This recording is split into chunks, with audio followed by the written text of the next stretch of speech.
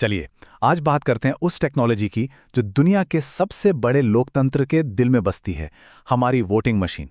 और साथ ही हर वोटर के हाथ में दिए गए एक बहुत ही अनोखे विकल्प की, यानी सबको खारिज करने की ताकत। तो ये है वो पूरा सेटअप जिसे आज हम समझने वाले हैं। हम इसके एक एक हिस्से को देखेंगे कि ये काम कैसे करता है, इसे इतना सुरक्षित कैसे बनाया जाता है, और ये हम जैसे वोटरों को कौन-कौन से ताकतवर अधिकार देता है। तो हमारा सफर कुछ इस तरह रहेगा। सबसे पहले मशीन को समझेंगे, फिर इसकी सुरक्षा की परतों को जानेंगे और उसके बाद बात करेंगे सभी उम्मीदवारों को नापसंद करने के उस खास अधिकार की। ठीक है, तो चलिए शुरू करते हैं। सबसे पहले देखते हैं कि ये वोटिंग सिस्टम किन 3 मुख्य हिस्सों से मिलकर बना है। इसे ना एक बहुत ही आसान तरीके से समझ सकते हैं। सोचिए, बैलेट यूनिट एक रेस्टोरेंट के मेन्यू की तरह है, जहां से वोटर अपनी पसंद चुनता है। और कंट्रोल यूनिट जो पोलिंग अधिकारी के पास होती है, वो एक कैश रजिस्टर जैसा है, जो उस पसंद को एकदम सुरक्षित तरीके से दर्ज कर लेता है। और यहीं पर तस्वीर में आती है वीवीपीएटी, जो इस पूरे सिस्टम की पारदर्शिता की जान है। ये समझिए कि वोट की एक पक्की रसीद है।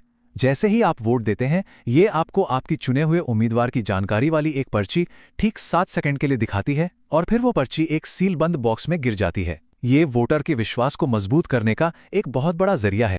तो वोटिंग की पूरी प्रक्रिया बहुत ही सीधी सादी है, सिर्फ 4 स्टेप्स में। आप बूथ में जाते हैं, अपना वोट डालते हैं, वीवीपीएटी पर उसकी पुष्टि देखते हैं, और एक बीप की आवाज़ के साथ आपका वोट रिकॉर्ड हो जाता है। हर एक कदम को इतना साफ और सरल इसलिए रखा गया है ताकि किसी के मन में कोई शंका न रहे। अच्छा, अब सबसे बड़ा सवाल, ये प्रक्रिया आखिर सुरक्षित कितनी है? चलिए अब ईवीएम के चारों ओर जो सुरक्षा का चक्रव्यूह है, उस पर एक नज़र डालते हैं। अब देखिए, ये स्लाइड कुछ बहुत आम सवालों के सीधे जवाब देती है। पहली बात, ये मशीनें पूरी तरह से स्टैंडअलोन हैं, मतलब इन्हें किसी भी इंटरनेट, वाईफाई या ब्लूटूथ से जोड़ा ही नहीं जा सकता। और दूसरी, इनकी प्रोग्रामिंग परमानेंट होती है, जिसे कोई बदल नहीं सकता। और सुरक्षा सिर्फ मशीन के अंदर नहीं है, बल्कि ये एक बहुत ही सख्त और कई चरणों वाली प्रक्रिया है। इसमें राजनीतिक पार्टियों के लोग लगभग हर कदम पर शामिल होते हैं, शुरुआती जांच से लेकर वोटिंग के बाद मशीनों को सील करके रखने तक। लेकिन सोचिए, अगर किसी वोटर को लगे कि मैदान में कोई भी उम्मीदवार उनके वोट के लायक है ही नहीं, बस यहीं पर एक और बटन की भूमिका शुरू होती है। जी हां, हम बात कर रहे हैं नोटा की, यानी उपरोक्त में से कोई नहीं।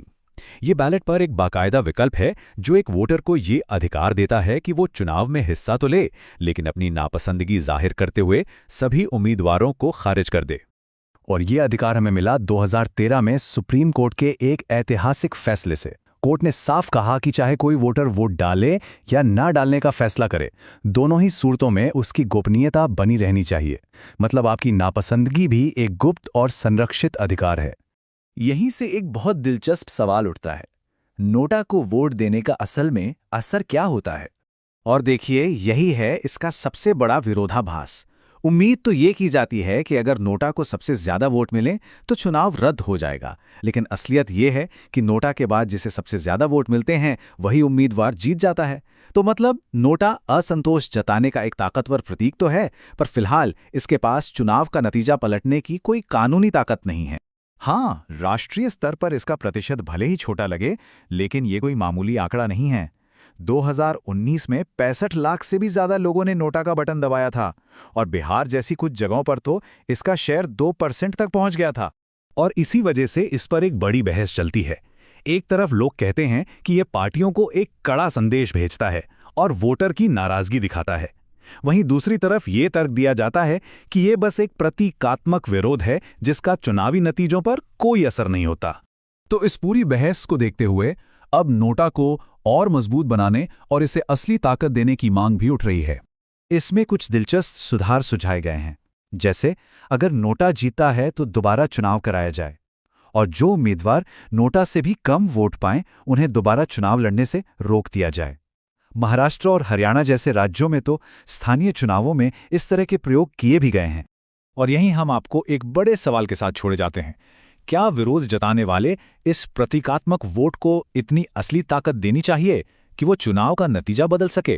क्या असहमति के अधिकार में व्यवस्था को बेहतर विकल्प देने के लिए मजबूर करने की शक्ति होनी चाहिए? सोचिएगा जरूर।